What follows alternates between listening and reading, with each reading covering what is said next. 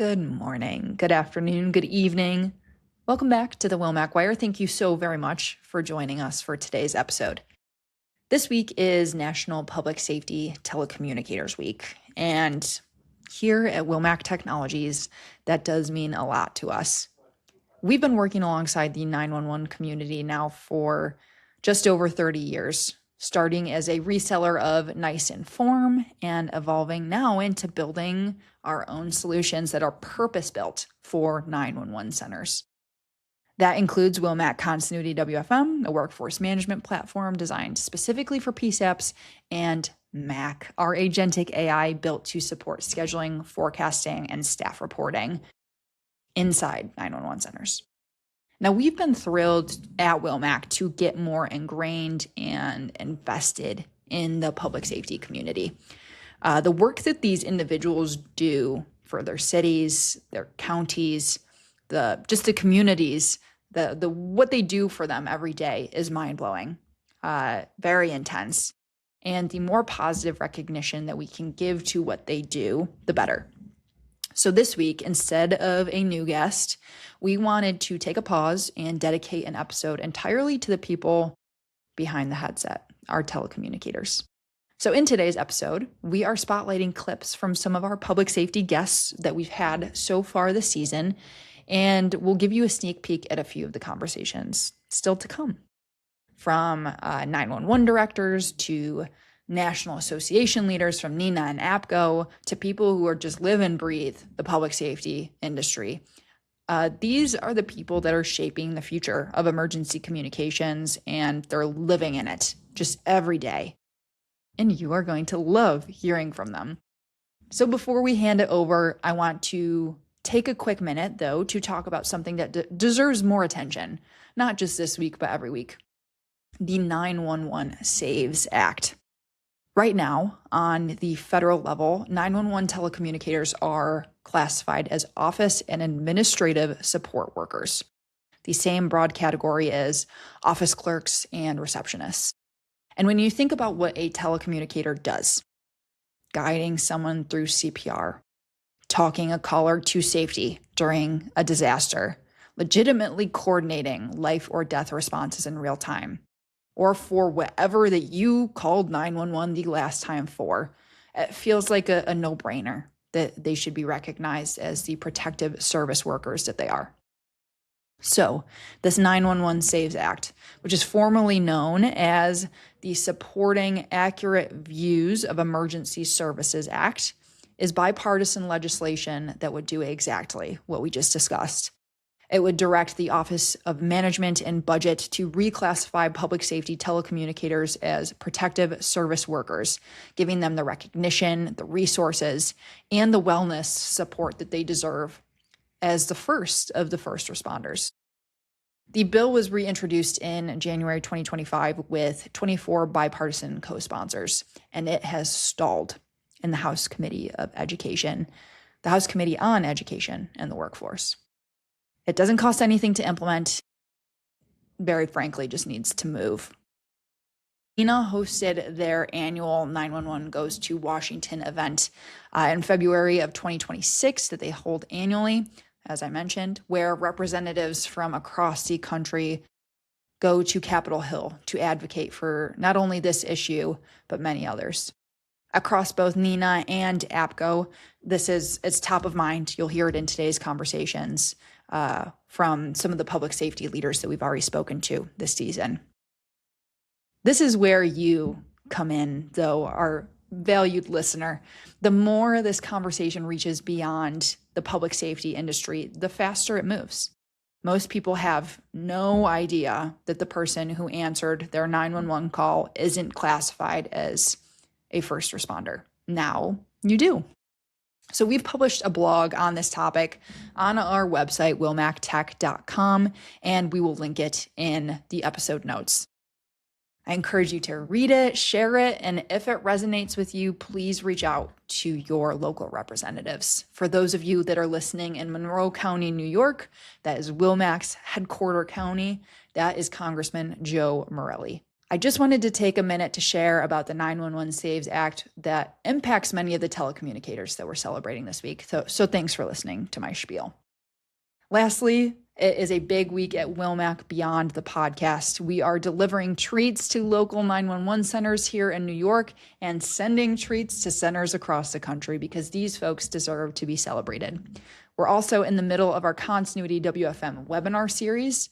If you haven't registered yet, we have 2 sessions coming up, one being today on April 16th. We're going to dive into how agentic AI and workforce management enable faster call response. And on April 30th, in 2 weeks, we are tackling overtime optimization in the same breath. Both are free to attend. They're both packed with very practical, easy to understand insight, and they're only 30 minutes long. So we'd love to see you there. Links to register for those are in the episode notes. All right, now into today's episode and who you'll be hearing from. You're going to hear some clips from 3 recent public safety leaders we had on the podcast. The first being Captain Jack Varnado, who came from season 3, episode 11. He is the 911 director at Livingston Parish Sheriff's Office and president at APCO International. You'll also hear from Ivan Whitaker, who aired on season 3, episode 13. He is the executive director and CEO of Salt Lake Valley Emergency Communication Center. And last but certainly not least, you're going to get a sneak peek at an upcoming episode with Roxy Van Gundy. That'll be airing in May. But she is the director of Lyon County Emergency Communication Center and the first vice president of NENA, which means that she is the incoming president this summer. So we're really excited for her. Now, if these conversations leave you wanting more, I promise you, we've got it coming. Over the course of the coming months, you can expect to hear from more public safety, leadership, and influencers like Holly Barkwell, like Nick LaMonta, Melanie Jones, Mark Fletcher, and Adam Tim, with many more to come. So if you recognize those names, check them out on LinkedIn. I'm pumped for those conversations to come. Now, to every telecommunicator listening, thank you so very much for all that you do. What you do matters more than most people will ever know and understand. And we at Wilmac are very proud to work with you and are committed to using technology and AI to make your lives easier so you can better serve your communities. Now, let's get into today's episode of the Wilmac Wire. Thanks for tuning in. Welcome to the Wilmac Wire. I'm Emily Miller, joined by my co-host, Steve McDonald. On this show, we talk with the drivers, the leaders, innovators, and decision makers pushing customer interaction technology and AI forward. And because we're proud to call Western New York home, we also spotlight the drivers in our own community, the people and organizations shaping growth and innovation right here. Let's get into it.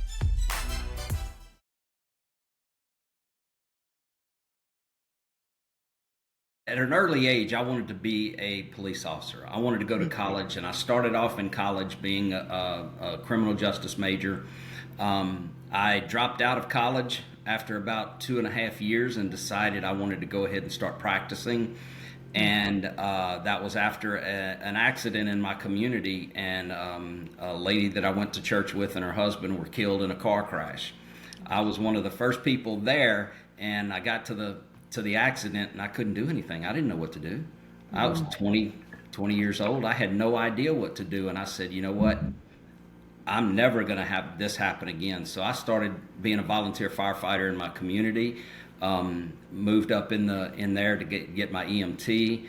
And I have moved up in every position to go into Baton Rouge. And if you wanted to go into paramedic, you had to go to East Baton Rouge EMS. Well, my first day was Christmas Eve, 1989, and it was like really cold, and a steam pipe burst in the Exxon refinery, and it burst the gas line, which then a truck drove through and blew up the entire Exxon refinery, and that was my first day. My supervisor catches me in the hallway as we're leaving that day, and she said, "Are you going to come back tomorrow?"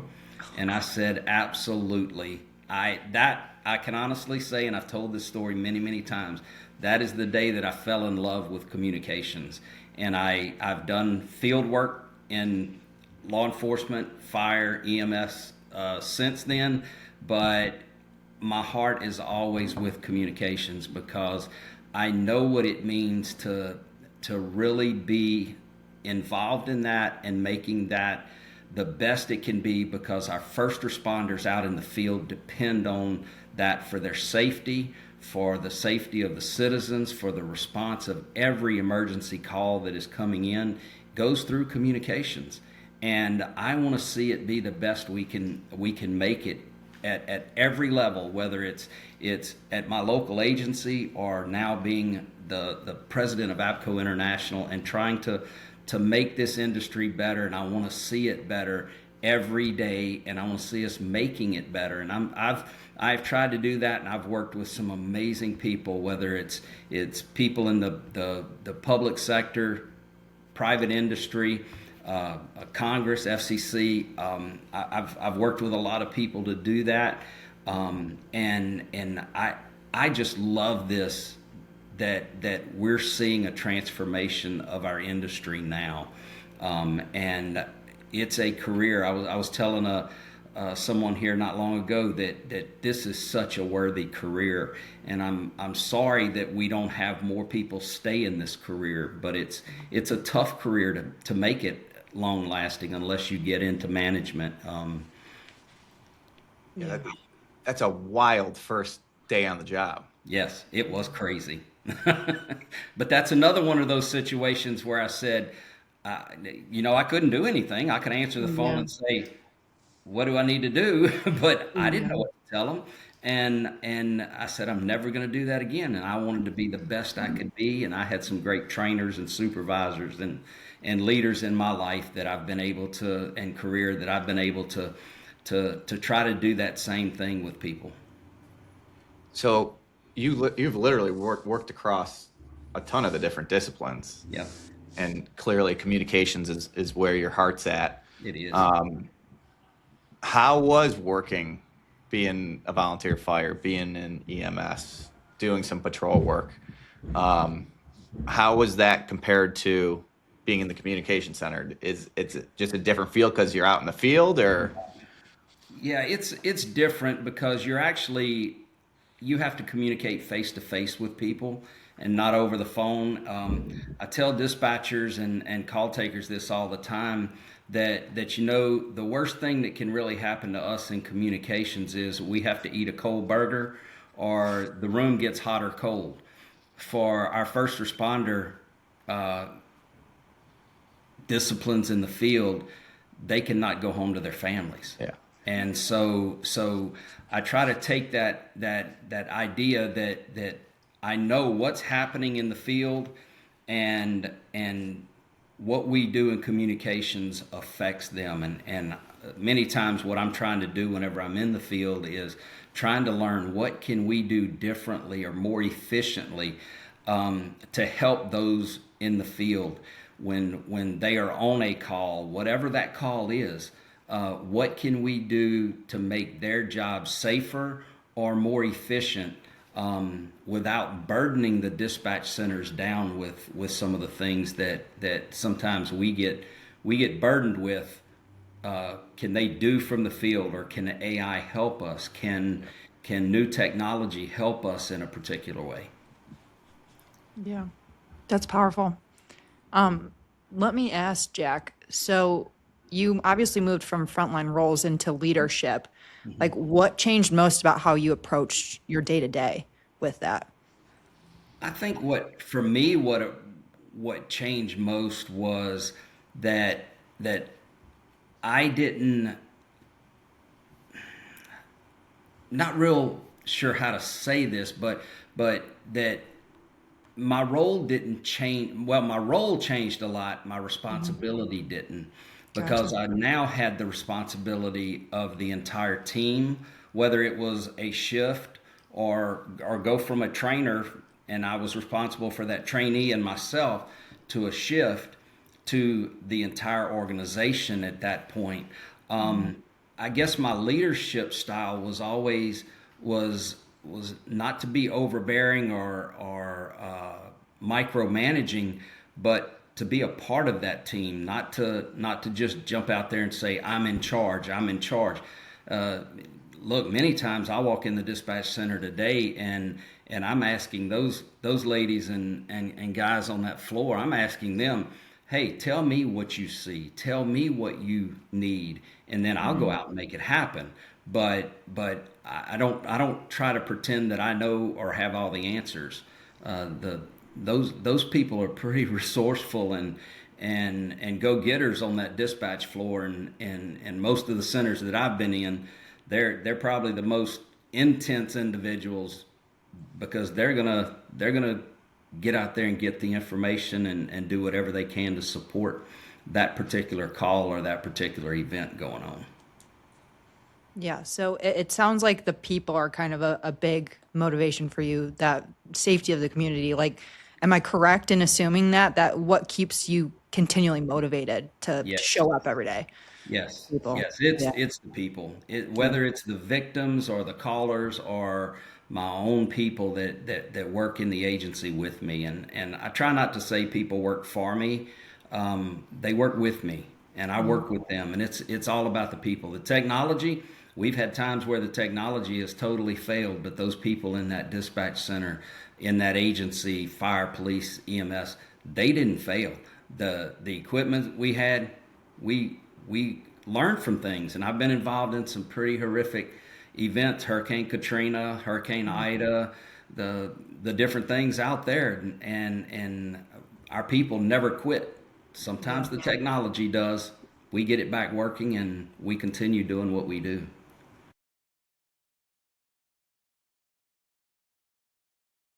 One big thing that I have been focused on, and so many in our organization have been, is getting our telecommunicators reclassified as protective service occupation employees.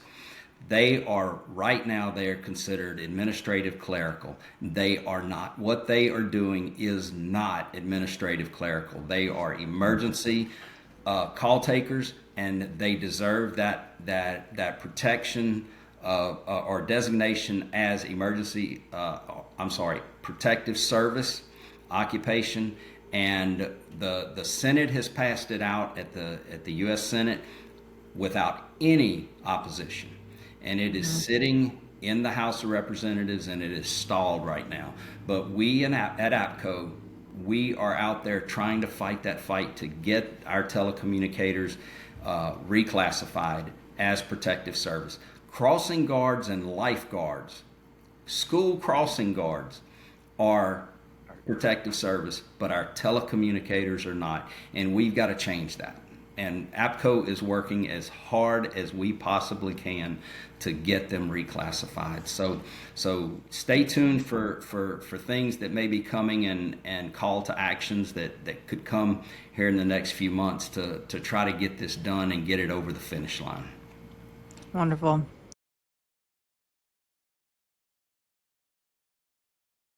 Call volume in some dispatch centers have always been very high, but the call volume has increased. But the challenge is the type of high priority calls that our emergency dispatchers are getting today more consistently.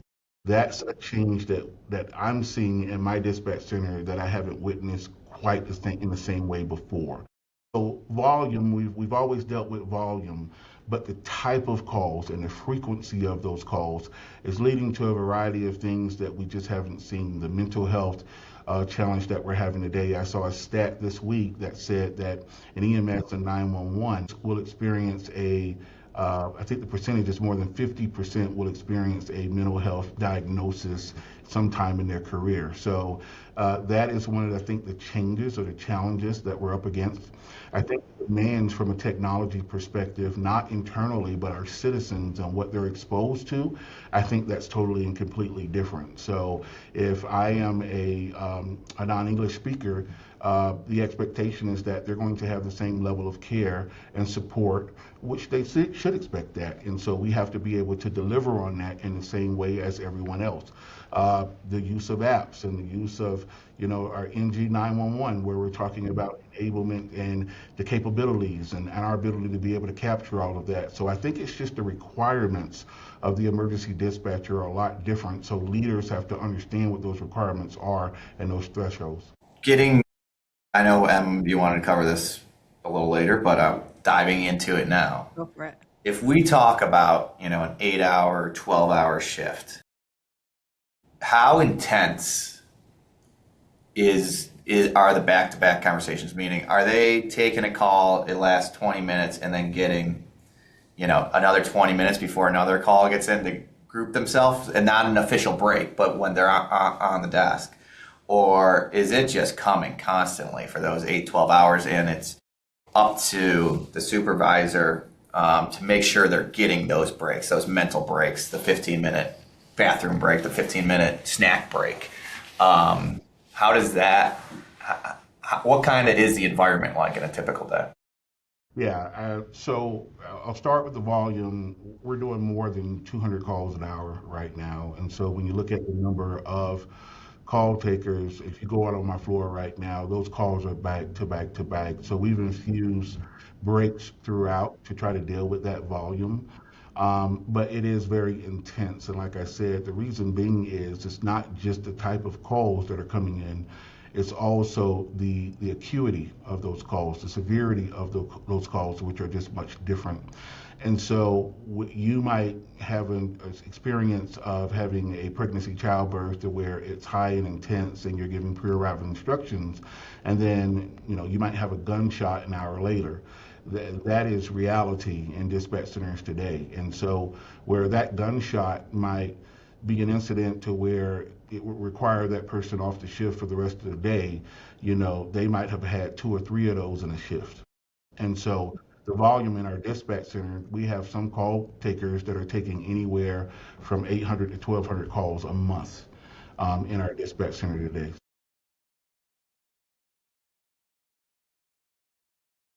Ivan, we talked about this a little bit before the call, but can you speak more to kind of what innovation that you are prioritizing, that you're working on, that you're excited about at Salt Lake Valley Emergency Communications Center?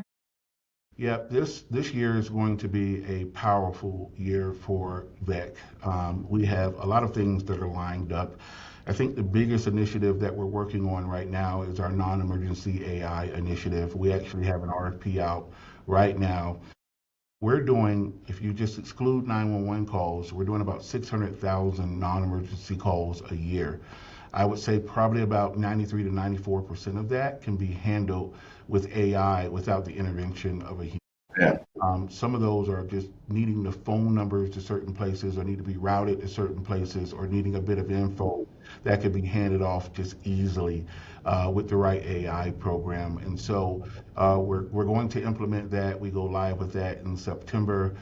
Just to give you some stats, even if we diverted 10% of that, which is 60,000 calls, about 12,500 calls for us is 1 FTE, right? And so one of the things that we're doing is we're making it mindful that there's a lot of work that we have that we need to do that we can't get to. And so this is not about replacing emergency dispatchers. I want to make sure that's understood as we get into this conversation. It's allowing us to be more efficient and get to the things to where we can actually drive outcomes because we now have the time to be able to explore different types of work that really matters on a day-to-day basis from an outcomes perspective.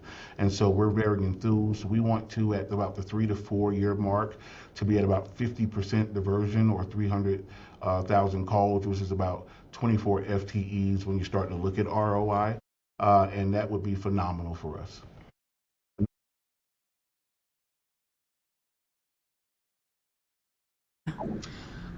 I think that we have got to get past in 911. We're very controlling and we have to have control of every single thing. And I think a good culture starts with letting people make mistakes and not having that control. Understanding that, if somebody makes a mistake, it's a learning moment. I think at first a big part of our culture and our positive change was talking about stuff that had gone wrong versus me coming in and being like, you did this wrong. That's how we were treated for so long. And nobody learns anything from that. So we had a lot of family meetings about, issues and calls that went south. Tell me how you got there. Tell me, what was going on that made you make that decision. I want to be curious as a leader, and I think that that's driven into my people, is they want to be curious as frontline and supervisors, asking questions. I think all of that drives positive culture change. Yeah. I talk too a lot about, if we want to look at ourselves as professionals, we have to act like professionals, right? And before, we didn't really have that structure. It was, you did this wrong and I'm the leader and you're going to listen. That's not professional. So, we want to honor each other for the work we do. We want to honor each other's skills and abilities. And everybody's a person here. So we're not going to talk to each other like dispatchers. We're going to talk to each other like people. And, that takes some conversations and culture shifts. And, sometimes I don't get it right. So it's being humble when I get it wrong. And just, trying to keep the culture open and honest and human. That's really important. The old way probably doesn't help wellness either. No. The job's tough enough. Yeah, it is. And to be worrying about someone barking at you on top of what you're trying to do can't be good. And I think, Steve, that's the thing. We all learned from this very paramilitary structure where it was the leader was always in charge. I'm not in charge. I'm the director, but I think that, these heroes, they're in charge. They write our story. They represent our center. They're the ones who are protecting our partners every single day. I'm just the lady that keeps the lights on. So, What you mentioned the word heroes, and I think Emily alluded to at the beginning of this. We've been in public safety for 30 plus years, Wilmac, but as a reseller of NICE. And we have 300 customers. We've been in the PSAP world. But I myself have just kind of taken a dive the past 2 or 3 years once we started building our own products. And it is eye-opening to me to see, myself included, I will raise my hand, but the general public is not aware of what these people are doing, how difficult their job is, and kind of, I don't want to say the treatment of them is bad, but there's certain things that they don't get that other first line responders. I'm sure we'll get to the 911 Saves Act, which I'm just shocked to know about and learn about and see, and it's still sitting there not passed. I'm sure you guys are working on it, but it's very interesting to see that. And I think there's a gap that the general public just is not aware of. Right. I fully agree. You said it perfectly. I think that, to most of the public, they're like, that's common sense. Of course they're a part of public safety. Of course they, are just as important. I think there's far more public members who think 911, yeah, absolutely. But to tell them that we're classified as administrative personnel on a federal level, that blows their mind because, I don't know any secretaries that give, baby delivery instruction. Yeah, right. I don't know any secretaries who have walked somebody through how to plug a bullet hole.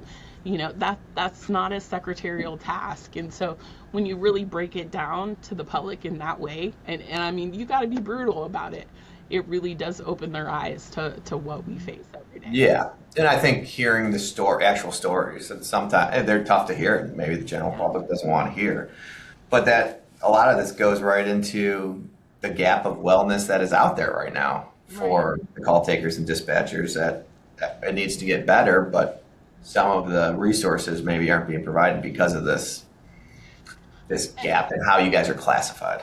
Exactly. And I think that that's something too that we have to work on educating 911 about, because I don't even think 911 understands fully that, if we were classified in a different way, perhaps we would have a way to study our profession and really have some concrete data of understanding what these calls are doing to us every single day. We can guess, we can speculate all we want, but we really don't have any kind of quantitative data that says Steve has taken 2,000 911 calls this year, and here's how it's impacting him.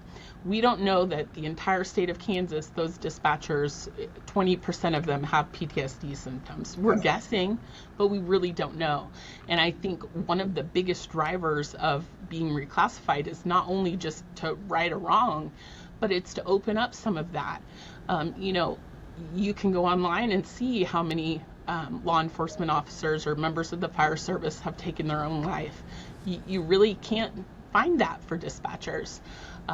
So I think that, the wellness component is really, for me, the key driver of why we should pass the SAVES Act, because we need people to really dive deep into what this is doing to us.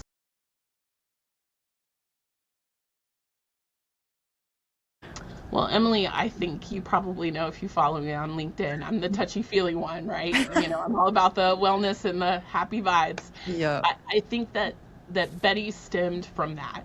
I was going in the center and seeing my folks get pummeled. I mean, literally assaulted with calls for 12 solid hours a day. And even if that's not, a bunch of really bad 911 calls, that can be so mentally draining to just call after call after call after call. And all that does is burn people out, drives people away. And, we have a hard enough time keeping people in 911. We need to do whatever we can to support them. So that was really where Betty kind of came to life. Yeah. I think that we have found immediately an impact by bringing in AI automation, and she's only right now doing 10 call types and transferring a certain call to our jail. And they can already tell a difference. So I'm really working on what the next step in that is. So there's more call types coming.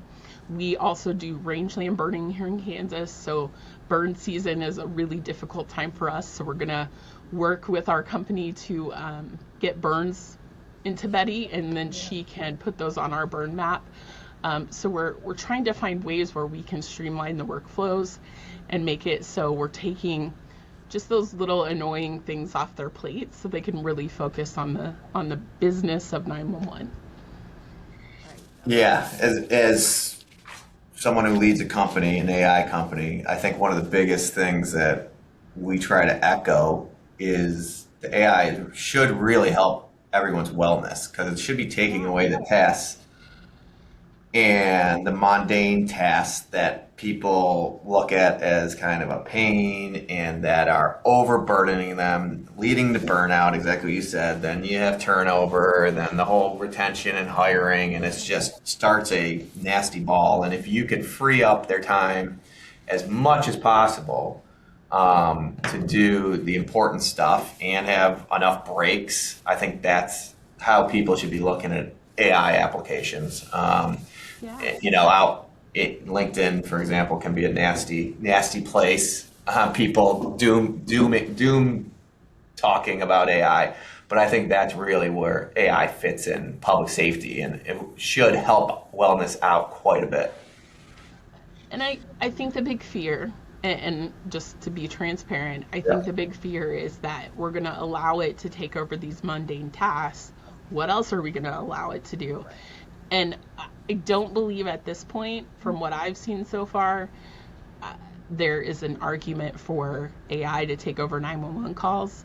I think that there's a real human component that needs to stay involved in emergency services. Mm-hmm. But to be afraid of it, to do some of these small tasks, it's mind-boggling to me, because we have already seen such a difference, and only on a very small scale. It's a supported tool. It's a tool to support our folks, and I don't know why anyone would question why that wouldn't be a good thing. So. Yeah, 100%. We always talk about human in the loop. It's the way to keep it grounded, and like you said, not replacing people by any means, just empowering them more. Yeah. Okay, so You mentioned it a little bit before, but Lyon County just got a brand new $3 million emergency communication center approved after you operated out of a basement. You mentioned that.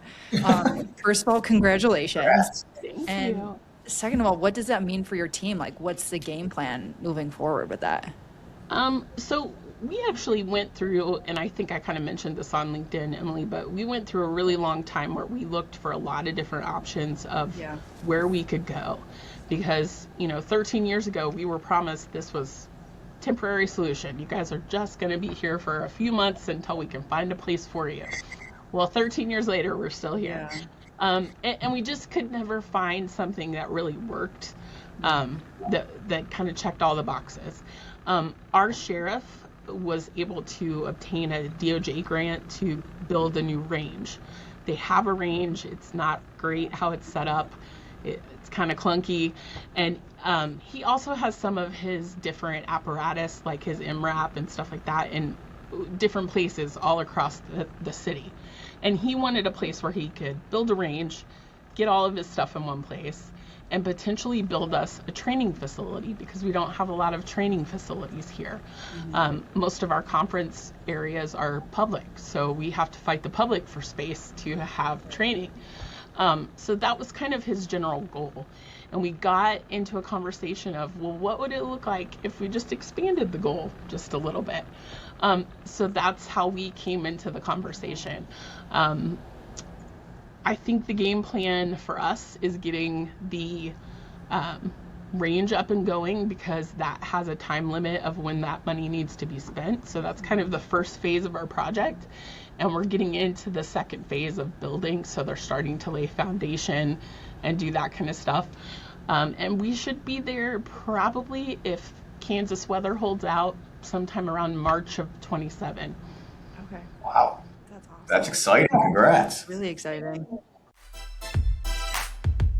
Thank you for listening to the Wilmac Wire. If you liked today's conversation, make sure to subscribe wherever you get your podcasts, or watch full episodes on our YouTube channel. You can also learn more about Wilmac Technologies and our work in customer interaction technology at wilmactech.com. We'll be back soon with more conversations with the drivers, those shaping our industry and those building right here in Western New York. See you next time.